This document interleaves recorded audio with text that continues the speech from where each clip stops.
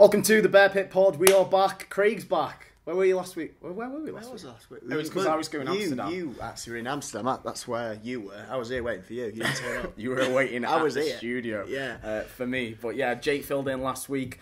Did an okay job, you know. Yeah. Just Jake doing Fine. it. Did you listen? Absolutely fine. I did actually. Did yeah. you? It was fine. It was good. It was good. It was good. So wherever you're listening, give it a like. SoundCloud, Acast, YouTube.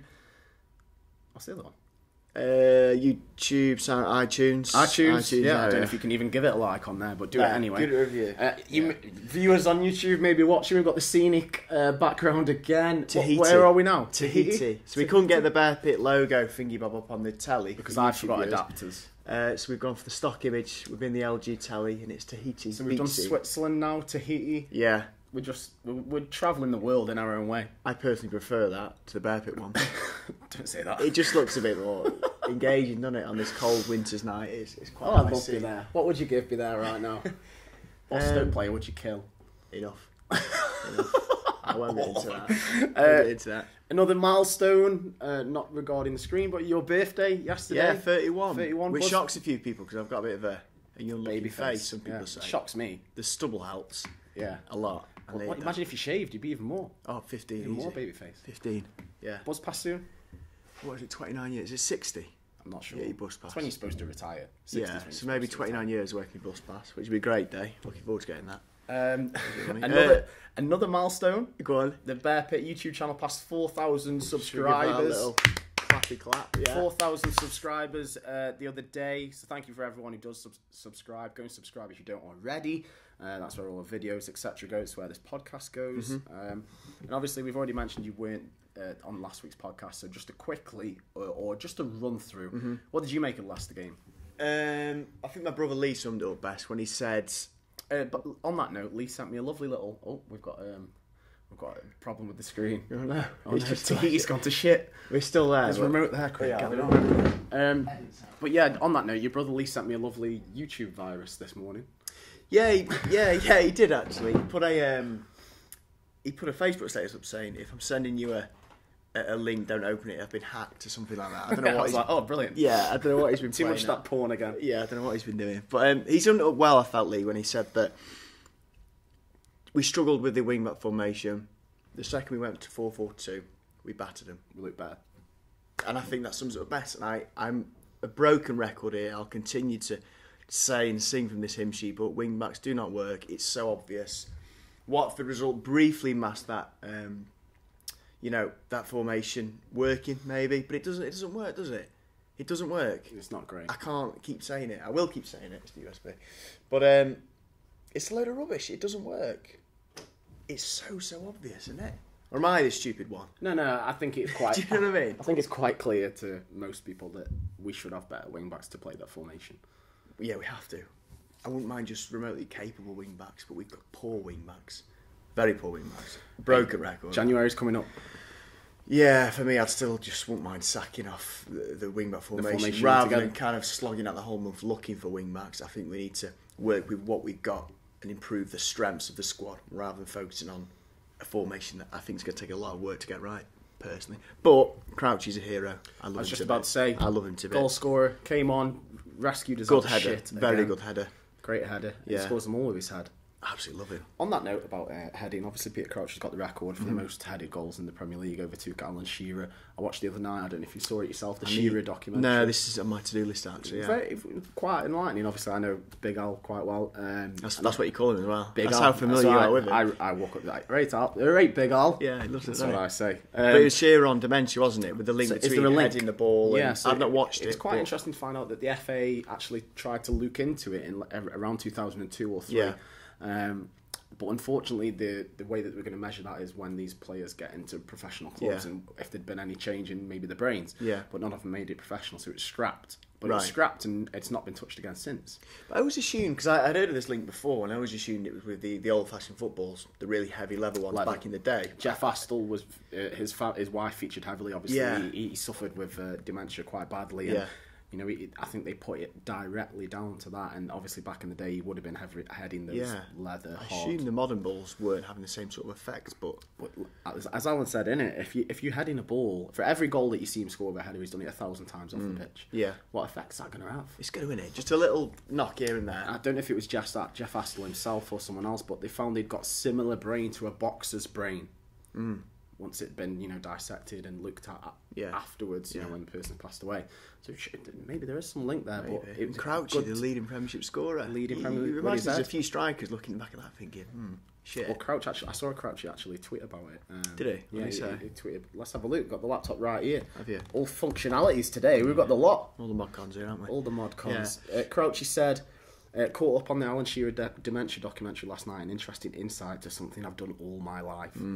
So it is, you know, it is pretty worrying.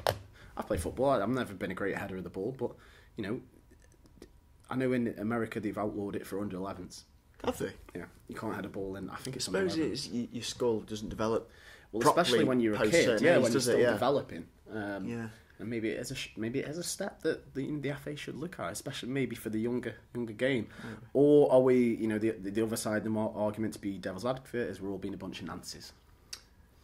Well, you can't claim either way until I need to watch the show. I need to look at the potential statistics for a conclusion. But it seems like there's enough of a link to suggest we can't say that. Bunch of Nancy, there seems to be something going on there, doesn't there? But yeah, on my to-do list, that is, Al. Thanks for reminding me. What's on your to-do list? Do that on the way. That's what you'll be doing tonight. Yeah. Obviously, we've not got as much Stoke City content to talk about this week because it's been the international break. It's been the World Cup qualifiers. There's been about 8 or 9 0-0s. It's been absolutely drab. You know what? Yeah, international break and all that, it's always a bit rubbish, isn't it? However, this playoff one has been a little bit more entertaining, just because it's the playoffs. That's and England, and there's few home nations involved. Yeah, that's obviously quite good. Northern Ireland aren't going. Shame. Republic Island got their chance tonight. In that. like an hour and a half. I'd still like to see Glenn and John make an appearance at the World Cup. Yeah, I still see them as a Potter. They've got to get past Denmark. 0-0 in the first leg. I say they're slightly favourites now. Well, yeah, home in Dublin. In Dublin. Yeah. You know, maybe they can grind through a result. Personally, I see it going to penalties. Do you think? I can see that, but I'm definitely watching that over Brazil, England. Well, I watched Italy last night. Italy, it's going to feel weird without Italy being at the World Cup. So Buffon crying his eyes out, which is a shame because he is a bit of a legend, isn't he? Yeah, and that was his last. That's his last game for Italy now. Yeah. So he's won it though. You know what? No matter what he felt last night, he'll get home, go to his missus, and sit down in his big mansion. You know, I did win the World Cup. I did win it once. It's not the end of the world. It'll do. Yeah, that's fine. Yeah. I don't know if you're going to go on to this now, but I'll do it anyway. Go on. Speaking of keepers, Jack Butland. Well, he's injured. How annoying is that? I couldn't believe it when I saw that on the Bear Pit page. I mean, what? Sod's law, that. So was it about 18 months ago he did his ankle against Germany?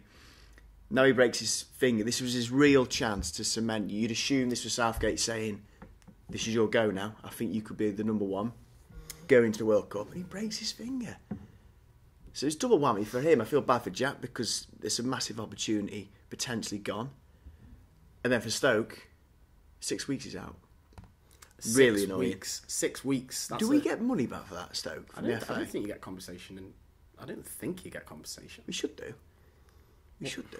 What though? What does a fee? Does any amount of money really make up for if the points that? How can you judge the points? Well, no, you can't. But surely you'd think they should be paying the wages in some form. You think if any other, say you went to a rival company that employed you for whatever, and you got injured, tweeting or whatever you do. I don't know what you do. Then Ladbrokes and Carroll will be raging, wouldn't they? So you'd think, I don't know, you think there should be some compensation. Because how many games now are we going to miss Jack in total through England, Dewey? Oh, a lot. Absolute dozens. It's a pain in the arse. And Pickford had quite a good game as well. He did have a good game. He made a couple of great saves. And I really hope that doesn't put him much further up the pecking order. But you never know.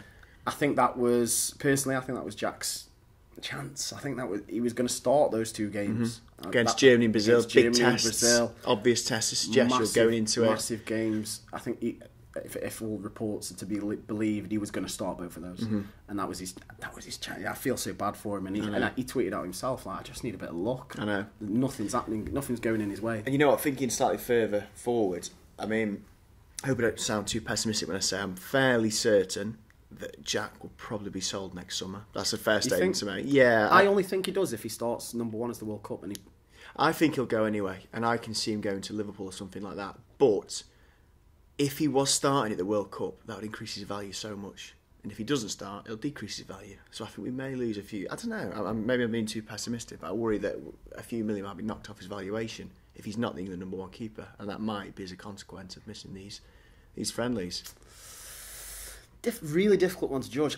I honestly think it all depends on if he starts. I think if he's not our England number 1 into the World Cup, I think he's staying. Do you think? I think he'll go next summer. Really? Yeah, I do. He's really highly rated. You can see that in all the press and everything. I think he'll go. Yeah. I suppose what position the bigger clubs are left in with I'm always waiting for De Gea to go to Real Madrid. De Gea's out of contract next summer. Yeah. Surely he's going to go. So he either signs a new deal or they snap him up in January for a shorter fee, or he leaves in the summer for free. And Man United was the one that was touted on BT Sport. Remember when he did that interview just after you'd been on BT Sport, and he said, and he palmed it off in a way, but they directly asked him about moving to Manchester United. Yeah, and I think Jack will be Stoke by this time next year. Okay, there we go. Should I give you some odds? Could you? I'll give you evens. Could you? Yeah, I'll give you evens. And obviously, Lee Grant now steps in. In a weird way, it's good to sound that Jack's not playing. I almost feel, naturally, I would never want Jack to be injured, but I do feel a tiny bit pleased for Lee Grant outside of being upset about Jack Butland, because he, in any normal circumstances, would never have been dropped, would he? Having a sensational keeper in front of him. Yeah, exactly. So a tiny part of me thinks, you know what, fair enough. Knocked out the bloody League Cup dead early. I think he deserves. We don't deserve another chance because Jack Butland would always start, but I feel kind of like a little bit happy that he's going to get another go at the Premiership. I was going to say, he was our player of the season. Yeah, he was. Last season. He was, and I think he's more than an adept replacement. Yeah, it's a comfort. That's the only comfort we've got from this injury, and hopefully it's not as long. But yeah, I feel reasonably solid with Lee Grant coming in anyway. Okay, so we feel okay about that. Yeah. From the qualifiers or playoff games, that have just happened, Juve and Shaq are both off to the World Cup. It's cool, isn't it? Good to see Juve there, because I know Shaq's been at probably the past couple. He did. He scored a hat-trick last one. Brilliant hat-trick bicycle against the mighty Honduras. Was the bicycle at the Euros? The bicycle kick was the Euros against Poland. Was it? Yeah. Fucking Poland, yeah. But yeah, a brilliant bicycle kick. He was at a hat-trick at the World Cup in Brazil. And he took on all the Palacios brothers. Yeah.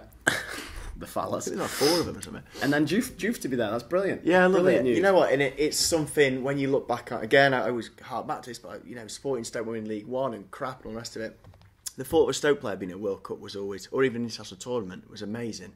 We've got loads there now, haven't we? Last World Cup, I remember seeing most, several games you'd turn on and you'd have Begovic or Odin Wingy was playing or whoever.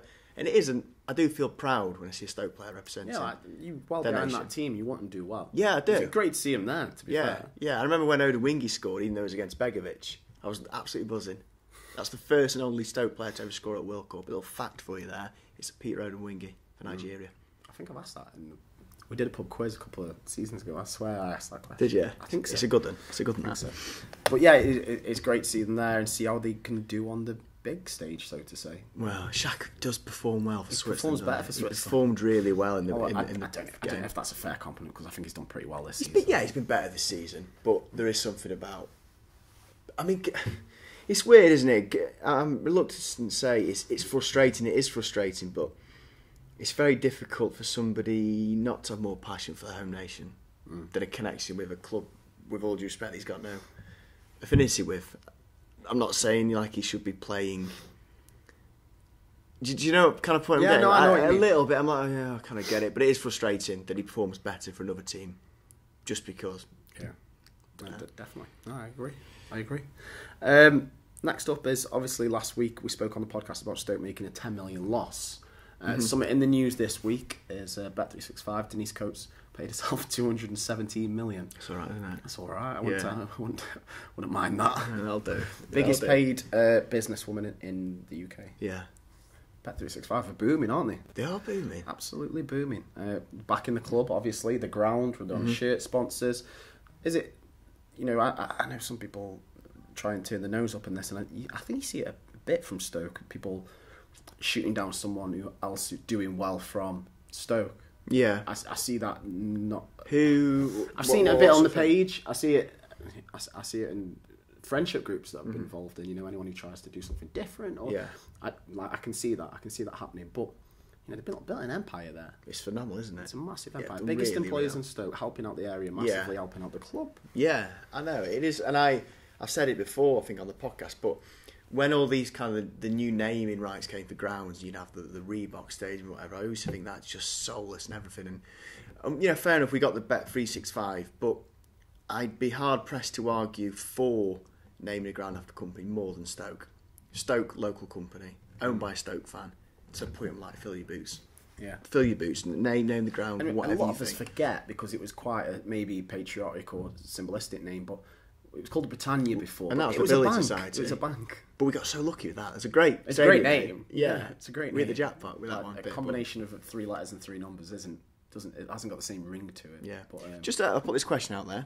Oh, you do this every week, Craig. I do a this. Question for the viewers. If you could have free reign to name the Bet365 Stokes ground, whatever you wanted, what would you call the ground?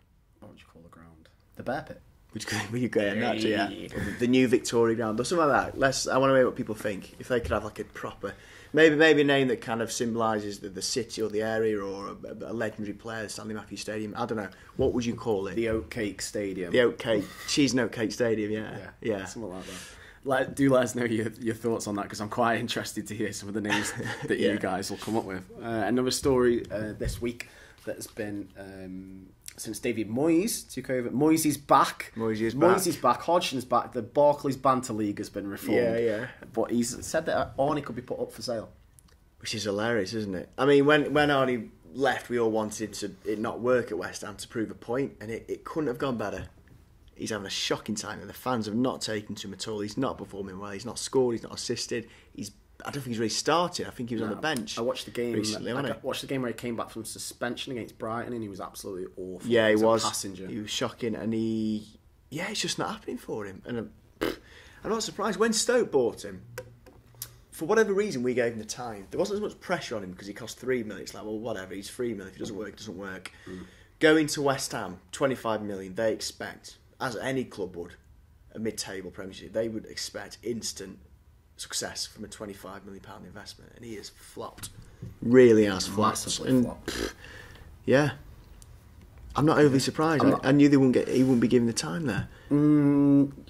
Yeah, it was a completely different environment. They were expecting him to hit the ground running. He hasn't. And that's not the type of player Arnie is. He's the sort of player you have to show patience with to really appreciate and know the quality he does bring. We as Stoke fans knew that, and we did kind of forgo a lot of poor performances because we knew deep down what there was. He was never going to get that time at West Ham, and he's not been given that time, and it's hilarious. We can't help but laugh at taking the $25 million off him. Yeah, it's brilliant. It's such a good sale. It's such a good sale. Speaking of sales, PSG are in a crippling situation. Well, not crippling because they're fucking rich, but they're in a situation where they need to now recoup, I think it's €80 million. So it's financial fair play for the Neymar deal. Yeah. And apparently Jese will be available for €15 million. It's a tough one. Yeah. Would you go out and splash this cash? Would you buy him? Would you make him permanent? Would he want to come? He's obviously had that great game against Arsenal. He's had maybe an okay performance here and there, but he's not even started past couple of games now, and he's been on the bench and hasn't even featured. He hasn't even come on. I know there's obviously the situation rumbling on with his kid who's not very well. Yeah. There's some claims from his wife actually that came out yesterday. Let's have a look, see if I can find them. But his wife apparently slammed him, saying... slammed him? What? Jese? Yeah, saying that he hasn't been to visit his son in a month and a half. He's more interested in investing time in his music career than actually looking after his kid. So I don't know what's going on. Well, she did this on an Instagram live. I'll tell you what, if there's any truth in that, I dread to think where Stoke lists as his priorities. Yeah. If he's putting music for his kid, I don't know where Stoke is. Stoke wouldn't even make the list. So this is from a report from the video. It says in the video, Aura Ruiz, which is his partner, accused Jese of failing to visit their son in hospital for a month and a half. Moreover, she said that Jese has been going out with his friends for dinner or been investing time in his reggaeton act rather than looking after his kid. Reggaeton, it's a music, Craig. Is it what a musical genre, is it? Have you seen his music video? I've seen it, but it's that reggae. That's his genre. That's his genre. Okay. I think if someone had said to you before the season starts, you could have Jese 15 million. With his previous history, you'd be like, all over that. Now, probably not. Well, not at the moment. We've got nothing to go off, have we, really? No, unless some stellar performance are put in between now and January, then for me, I'm not seeing it. I don't think I'll take it off. I think his best performance was still the Bournemouth game, and ever since that he's been dropped. So I've no reason to think we should invest or push for a sale, a proper purchase of him at this point. No evidence at all. I'm not saying he's been shocking, but certainly not 15 million's worth. Definitely. I dread to think what wages he'd want as well. Yeah, I'm sure they're quite high. It'd be floating around the 80, 90. One of the points back to the Denise quote is she's paid more than double Stoke's entire wage bill. Is she? Yeah. Fair play. Right, let's get on to the questions from the people. Jack Cloud says, how many times over the next few weeks is Jack saves it going to be said as Butland steps in? Say again, Jack. How many times is the phrase Jack saves it going to be said? Jack saves it? As in he just saved the shot that Grant Oh, did. sorry, got you, yeah. I don't know. God knows. I hope not. I hope not many. I hope not many. Then, yeah. Mark Han says, question for the pod, which emoji sums up the season best so far? Is he giving us options? We've just got to pull one out. No, just got to pull one out. Might be the teeth gritted emoji.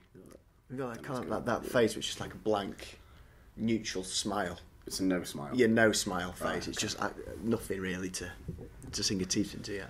A lot of people are saying that they're well happy to see Lee Grant back in goal. He saved as many times last season, says Jonesy. Yeah. Much as Jack is top quality, Lee isn't bad at all. Yeah, I'm not well happy, but I get what they're saying. Chris Denham says the point that we've just picked up, would you pick up the tab on Jese? No. I think we both agree on that. Yeah, let us know. Not yet, but it's a long season, isn't it? It's a long season. He's got plenty of time to prove himself. So it's a gamble, isn't it? We know potentially what player we've got there, and do we roll the dice and risk that 15 million? It's a big risk. It is a risk. Massive risk. It's a lot of money. Yeah. It's 3 million more than we paid for our hero, Berry. God, he'll do it. Just give him a bit of time. Dave Hawley says, we've got a great stand-in with Grant, though. Looking at it, there's one thing we have always excelled in at Stoke, and that's keepers. Let's just forget about Big Nev, though. Yeah, Neville Southall's good. But worrying thing, actually, our understudy now, I assume, is Hogard. Yeah. Fuck. He's back in the squad, matchday squad. That is worrying. And a lot of people are commenting on the Lee Grant staying in. Jamie Coker says complete confidence in Lee. Done us proud last time when he got his chance. Sam Blood says best reserve keeper in the league. Need not say any more. Mm-hmm. And then coming on to our next point, and we're obviously going to cover off the Brighton game now, which isn't until Monday night. But we've got a comment from Stephen Hubbard. Says, should Sky scrap Monday and Friday night football, or will it get worse? For example, it's ridiculous that this game is coming up on a Monday night. How far can it go before fans start to turn and get tired or not being thought of? It's ridiculous. I don't mind. I was really looking forward to a weekend away in Brighton. It was Saturday, wasn't it? I know loads of mates were definitely up for that one. It couldn't be a worse fixture for it. I don't mind the Friday and Monday night games, but if there's any way of doing this, make them localish for fans. Yeah. This is just another example of Sky and BT or whoever just fucking over the fans. I mean, Brighton Stoke on a Monday night. What are they thinking? I always like to think that TV appreciate fans and packed stadiums. Stoke will be lucky to take 500 to 800, I reckon, for that game, and it's not going to reflect well on us, but that's not our faults. And Brighton's, it's far. It's an absolute Monday night, mission. 8 o'clock. I mean, I'm going, but I live down here. But even for me, from London, it's a mission. Even from London, it's a mission. I just think it's another stupid example. And why did they think that the crowd to be clamouring to see Brighton Stoke anyway? It's almost like they got to fit a quota of mid-table games on a Monday. Well, there was the one on a Sunday a couple of weeks ago where it got moved for TV, but it wasn't even TV here, it was TV in India. Yeah. And that was Everton fans who had to get up at a ridiculous time for Brighton. They don't give a shit about the fans. They haven't done for a long while. No matter what they claim or say, it's an absolute load of bollocks. No, they just don't give a shit, do they? No, they don't. Brighton, they've been playing decent football. They've done all right. I thought they'd do well as well. I really rate Hugh Tass. I think he's been unfairly treated at several clubs that he's been at. Newcastle got rid of him years ago and he shouldn't have done. This will be really difficult. However, I think we will win. Do you? Yeah, I've done one of our little... Positive. Let's do score predictions. I reckon we'll win 2-0. I think it's going to be a 1-1. Do you? That's the pessimist in me. The way I see it, this is how I'm going to visualise it. Brighton at home, they'll see Stoke low in the table in their minds and think, there's a great opportunity here to get more points, and they will go gung-ho, and we'll pick them off. That's exactly what will happen, and then we'll win 2-0. Okay. Well, they've got Pascal Gross. Glenmoray's been scoring. Glenmoray's scored a couple of goals. Yeah, what was he, about 35? He's getting on. He's doing it. But he's doing it. He's doing it. He is. So that'll be their main threats that I feel. I don't know too much about the rest of their team. Izagire scored in the game against West Ham a couple of weeks ago. I think he's their record signing. Good centre-back pairing, haven't they? Good centre-back pairing. Solid at the back. As much as I do slag off the wing-back formation, I'm convinced Hughes will play it, and it does work slightly better away from home if the wing-backs sit. So I anticipate he will play it, and it'll fare a little bit better away from home, and I think we'll pick them off. Okay. Well, that has been the Bear Pit Pod. We've rattled through this one. Obviously, it's been the international break. One last note before we go. You've probably seen them, Craig. Christmas jumpers. Yeah. They're out. Yeah. People have seen them now. Everyone's going absolutely mad for the Mamadou. That's the best one, isn't it? The Mamadou, yeah. That's class. Everyone's going mad for that. That's why, when you said Jack Saves, the comment, I thought you'd know about the Christmas jumper. Because that's the slogan for the Jack Saves Christmas one, isn't it? And Jufy likes it as well, doesn't he? Jufy himself has said that he wants one. He's actually followed the Bear Pit on Twitter today to get in touch. So we're probably going to be sorting him a couple out for himself. Either get a picture of him wearing one. That's the dream. That's get his family in one as well. But for anyone who's listening now, if you're listening Tuesday night or Wednesday, they're going up live 7 p.m. Wednesday night. Limited numbers, first come first serve. I think they'll be gone pretty quick because people have gone pretty mad for them already. Yeah. £25, which is alright, that's a good price. It's fine, yeah, it's good. If you want a Stoke Christmas jumper, there's obviously the Shaq one and also the Jack Butland one as well. Which is going to be yours? Are you going to have the Juve one? That Juve all day, yeah. You know what, I like the Shaq one. Do you? Mary Shaq. Mary Shaq, which is alright, actually, yeah. But so if you do want them, make sure you do go and have a look. Because obviously they're going up on sale, so before they're gone. Because I know that people will be going mad that when they can't get them. I'll be like, well, I did say they're going to be. They're only going to be around so long. Pre-warning. So that has been the Bear Pit Pod, episode 14 of the season. Hopefully we're speaking to you again after a Monday night win. We will see you. Because we'll be speaking the day after. Yeah, we will. We'll be speaking the day after. Yeah. Hopefully it's a win. That has been the Bear Pot. Bear Pit Nearly Pod. fucked it up. The Bear Pit Pod, over and out.